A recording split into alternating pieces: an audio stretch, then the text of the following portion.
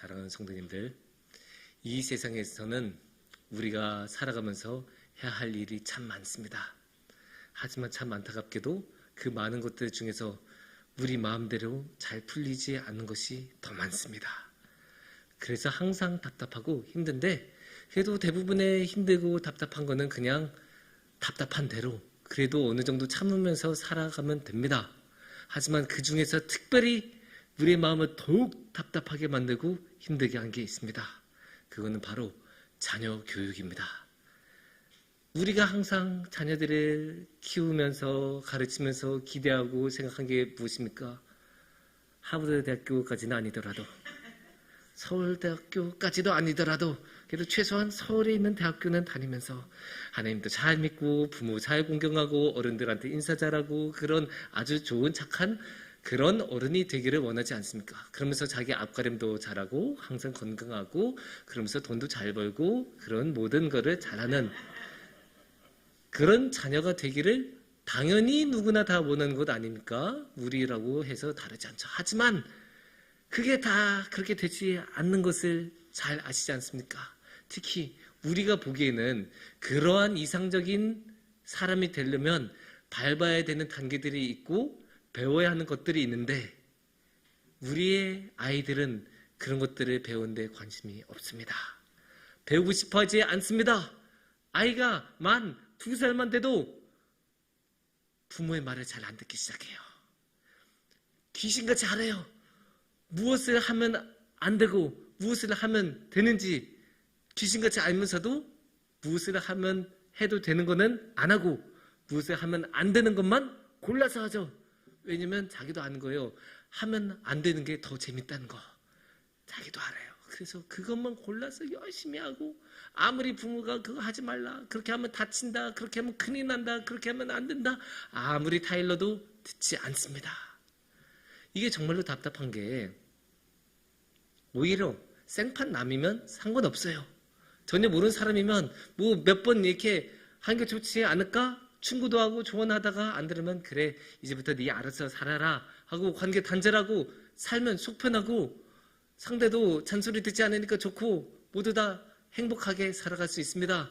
하지만 자녀 같은 경우는 그렇지 않습니다. 자녀 같은 경우는 당연히 항상 신경이 쓰이죠. 어떻게 신경이 안 써요? 아무리 그래 네 알아서 해라라고 해도 항상 우리 눈 하나는 거기에 있고 귀로는 뭐하고 있나 계속 귀 기울이고 있고 그렇게 되지 않습니까? 당연히 그건 너무나 당연한 거예요. 우리의 아이니까, 우리 자녀니까. 나의 사랑하는 아이가 잘못된 길로 걸어간 거 그대로 두고 볼 부모가 어디 있어요? 당연히 그런 부모 없어요. 그러니까 당연히 자녀를 위해서 항상 기도하고 항상 충고하고 항상 이렇게 가자라고 말을 하고 싶은데 그게 잘 안 되니까 계속 마음이 아프고 답답하고 힘든 거예요. 다른 경우보다 몇 배는 더 힘들고 몇 배는 마음이 더 다져. 그래도 어떻게 하겠습니까? 그래도 해야죠. 우리가 부모인데 자녀에 대한 책임은 어쩔 수 없어요. 전적으로 부모한테 있는 거예요. 성년이 되기 전에 자녀, 성인이 되지 않은 자녀에 대한 책임은 전적으로 부모한테 있습니다. 그러니까 자녀에 대한 모든 법적인 권리도 부모한테 있어요. 계약을 맺을 권리, 뭐 돈에 대한 권리 그런 거 모두 다 부모가 대신 집행을 하지 않습니까? 대신 사인하고 대신 집행하고 그러니까 부모는 자녀에 대해서 전적으로 책임을 가지고 있습니다. 그렇게 전적으로 책임을 가지고 있으면 의무도 전적으로 가지고 있는 거예요.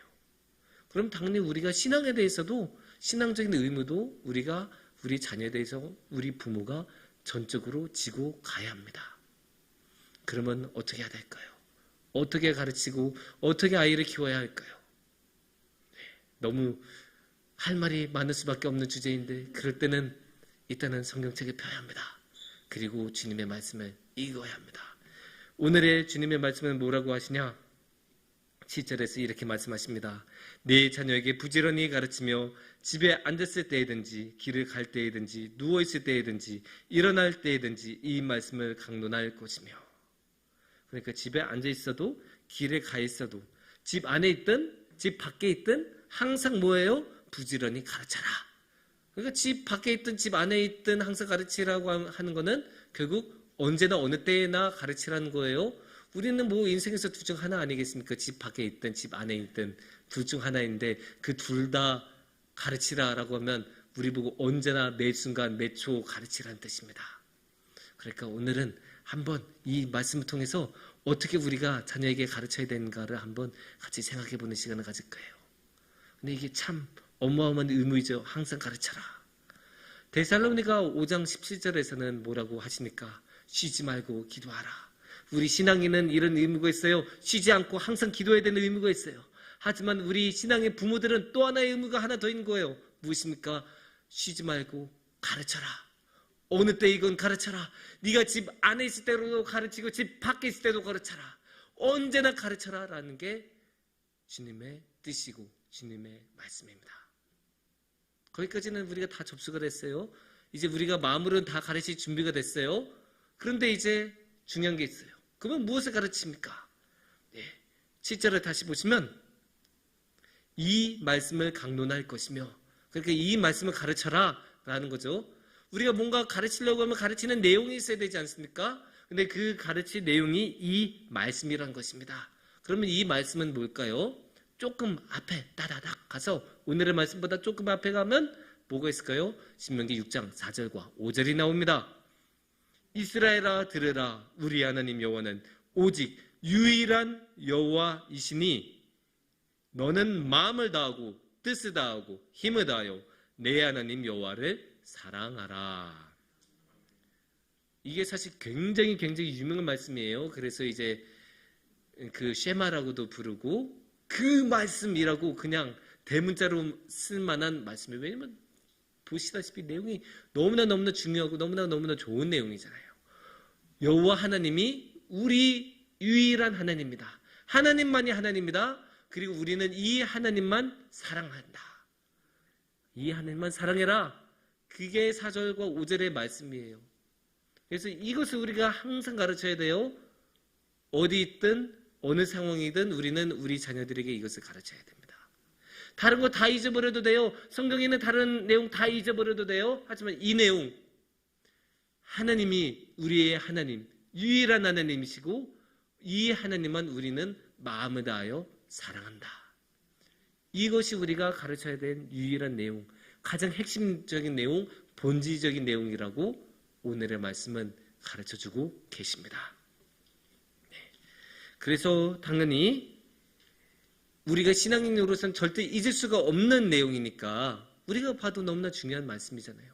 하나님을 하나님으로 고백하는 것 이상으로 중요한 건 없고 하나님을 사랑하는 것 이상으로 중요한 건 없어요. 사실 두 가지가 같은 내용이기는 해요. 하나님을 사랑하는 것, 하나님만을 사랑하는 것하고 하나님만을 유일한 하나님으로 모시는 것은 사실 같은 내용이에요. 그래서 우리의 하나님만을 사랑하는 것, 그 이상으로 중요한 것이 없기 때문에 당연히 이 가장 중요한 것을 우리의 자녀들에게도 가르쳐야 합니다.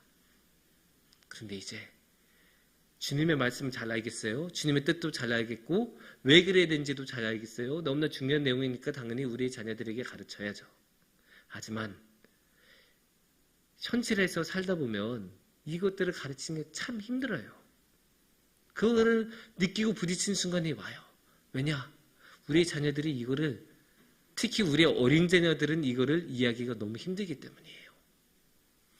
제가 예전 교회에서 유치부를 담당한 적이 있었던 거 가끔 말씀드렸잖아요.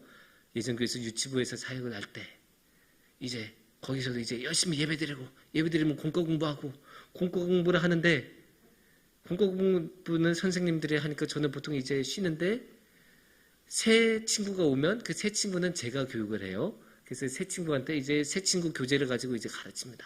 새 친구를 가르치는 그 교재는 굉장히 좋았어요. 그 복음의 가장 핵심적인 내용들, 하나님이 이 세상을 창조하시고 우리가 인간의 죄에 빠졌다가 그 인간의 죄를 위해서 예수님이 십자가를 지시고 모든 죄를 없애주셔서 우리가 나중에 천국 간다.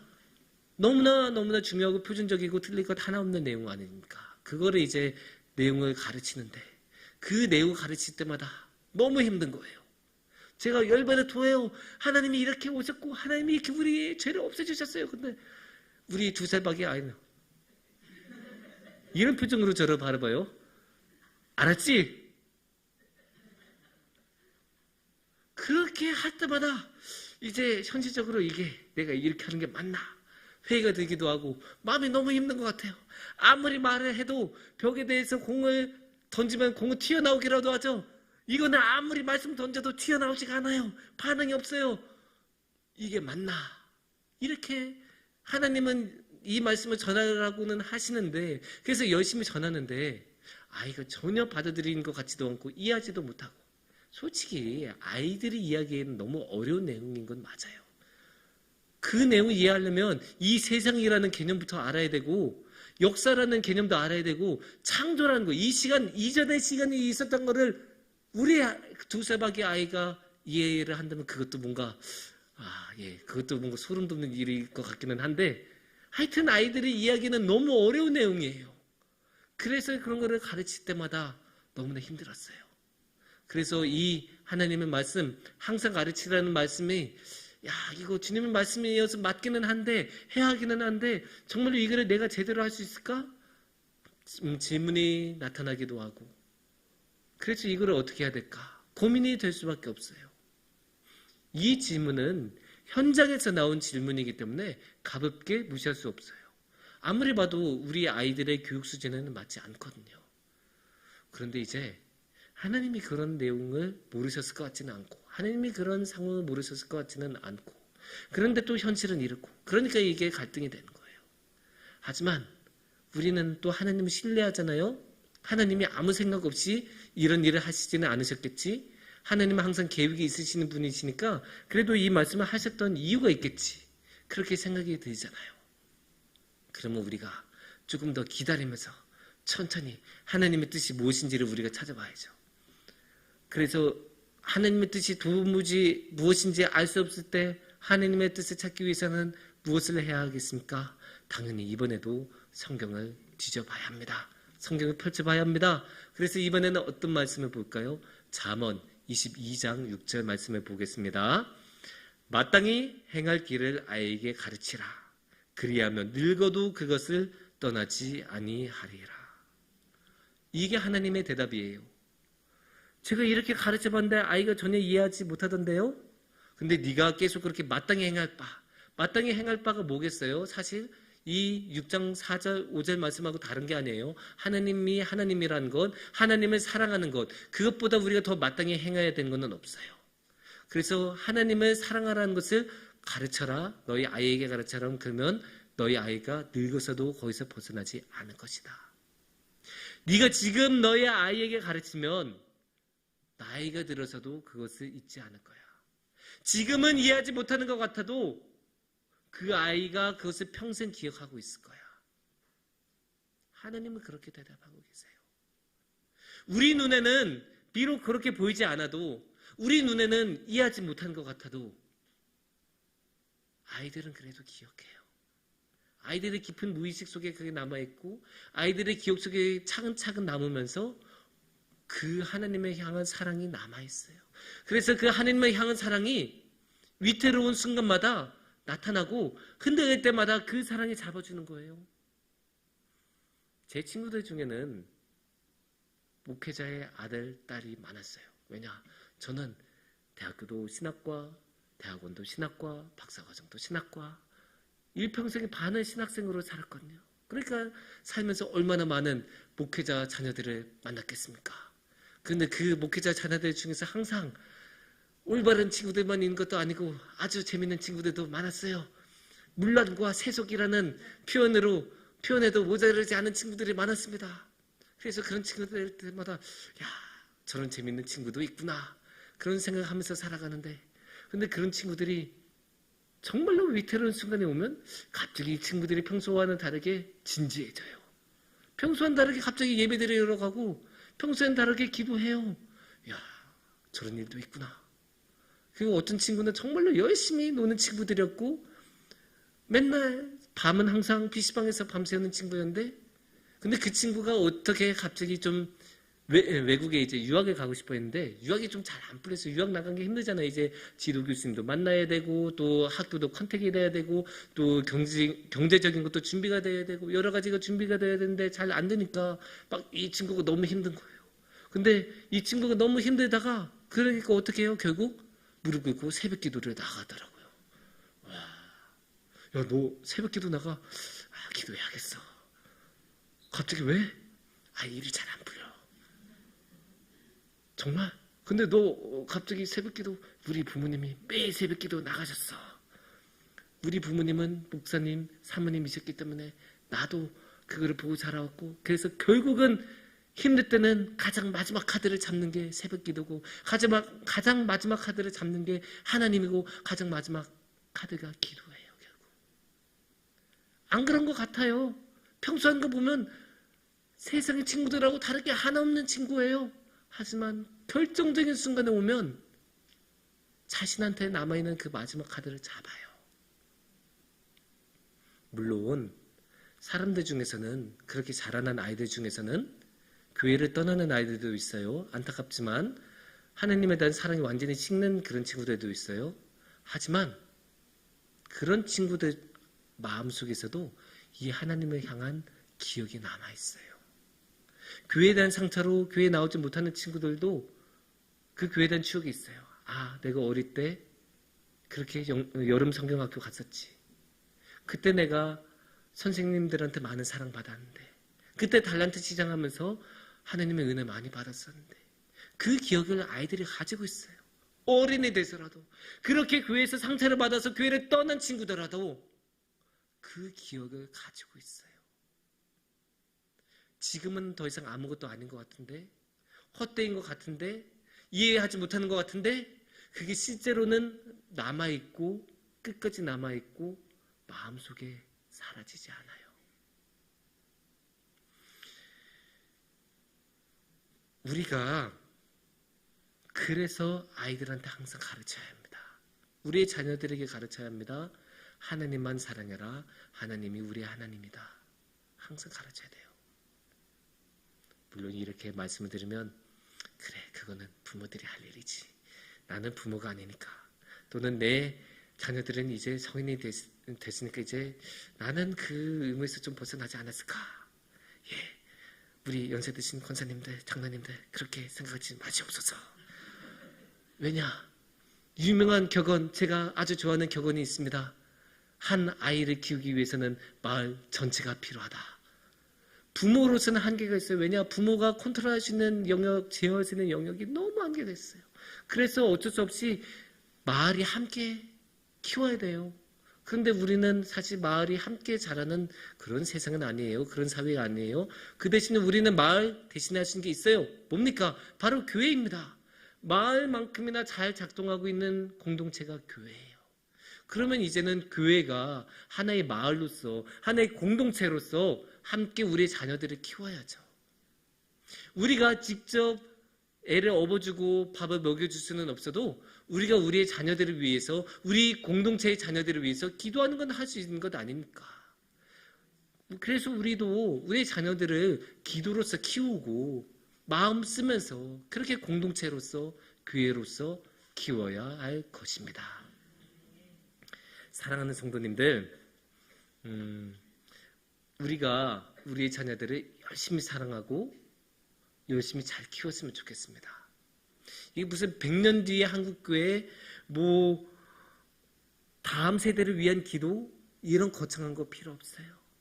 그냥 우리 교회에 있는 자녀 한 명 한 명, 그 한 명 한 명 기도하면 돼요. 그런 무슨 거창한 이유 필요 없이 우리 아이들이 주님 안에서 잘 자라나고 주님을 사랑하는 아이들로 자라나고, 그래서 나이 들어서도 주님을 사랑하는 사람들로서 주님 앞에 서는, 그래서 나아가는 그런 자녀들이 될 수 있도록 함께 기도하면서 나아갔으면 좋겠어요. 특히 이번 주 토요일, 주일 우리 아이들을 위한 여름 성경학교가 시작되지 않습니까? 얼마나 좋은 기회예요. 함께 기도하고 함께 신경 써주고 함께 사랑하고 함께 가르쳐주기 위해서 얼마나 좋은 기회입니까? 그래서 우리 다 함께 우리 자녀들을 위해서 기도하면서 우리 자녀들이 주님 안에서 복된 자녀들, 하나님을 아는 자녀들이 되는 그런 아름다운 열매를 함께 누리는 그런 복을 누리시기를 축원합니다. 함께 기도하겠습니다.